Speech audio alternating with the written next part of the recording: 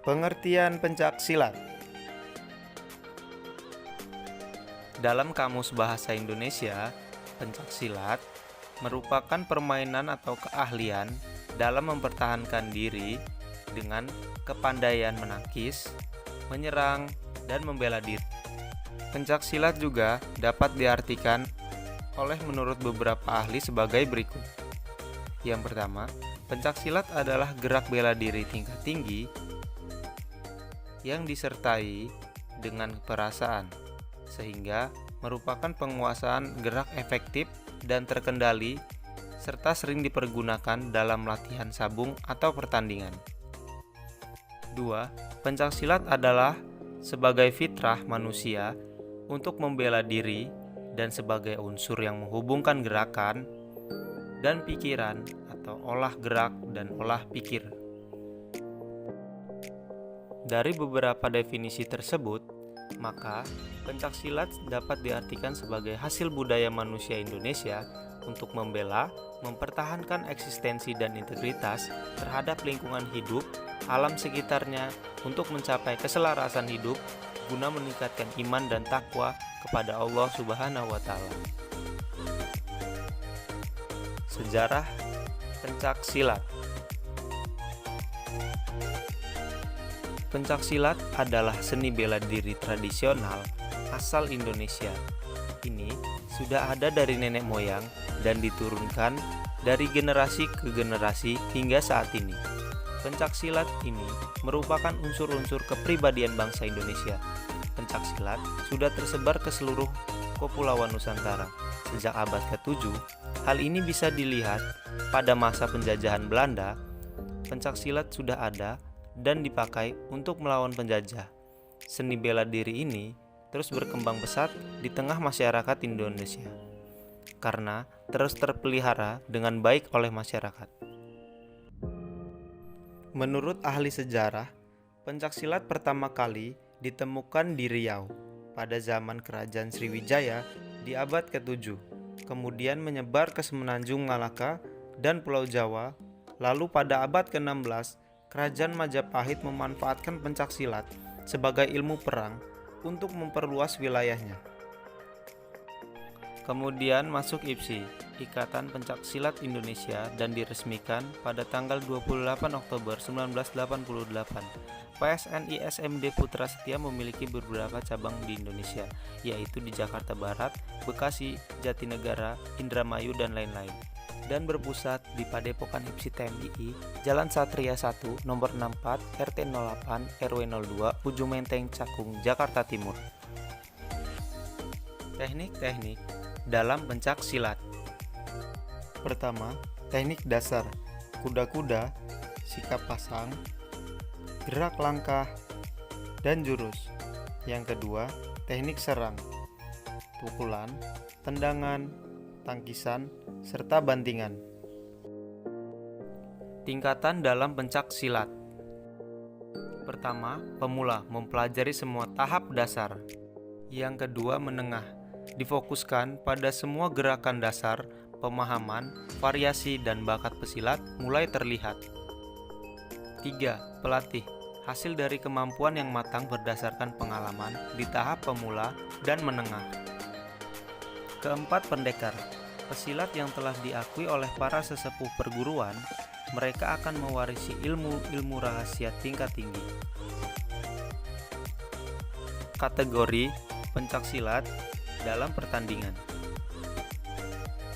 Dalam pertandingan pencaksilat dibedakan menjadi 4 kategori, yaitu yang pertama, tanding adalah kategori dalam pencaksilat, di mana dalam kategori tanding ini adalah menampilkan dua kubu dari pesilat, di mana masing-masing akan saling berhadapan menggunakan unsur pembelaan dan juga serangan.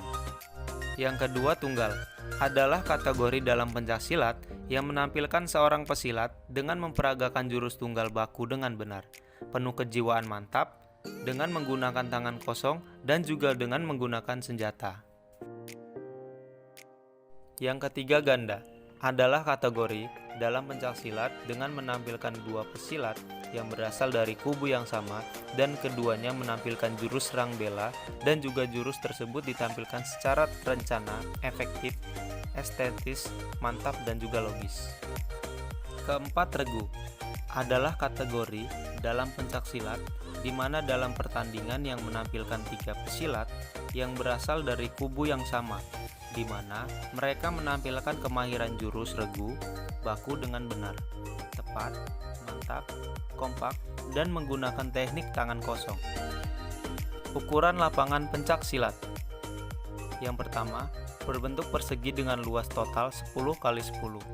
2. Terdiri dari dua area, yaitu area bertanding 8x8 meter di bagian dalam dan area pengaman 1 meter mengelilingi bagian luar area pertandingan. Biasanya dibedakan dengan perbedaan warna.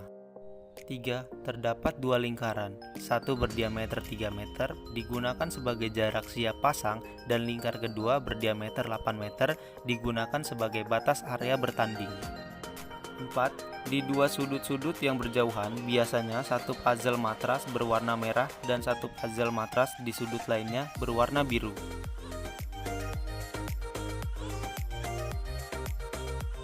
Gelanggang pencaksilat.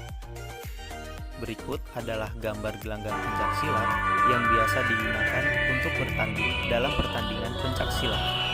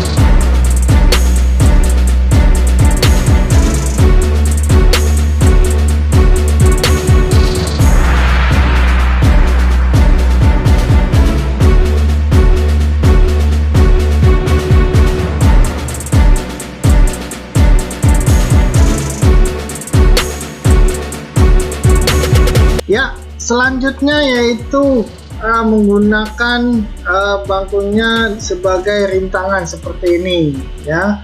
Nanti dari sini kakinya silang langkah ya. Lakukan silang ya. Di sini nanti tendangan T tidak boleh kena bangku ya. Jadi sebagai rintangan, bukan hanya lagi sebagai pegangan lagi. Kita lihat saja ya. 1 2 1 2. Oke. Nah, di sini hop, angkat pahanya tinggi, jangan sampai turun. Nah, lewatin bangku. Iya, boleh. Seperti itu. Dilakukan kanan dan kiri ya. Dilakukan kanan dan kiri ya.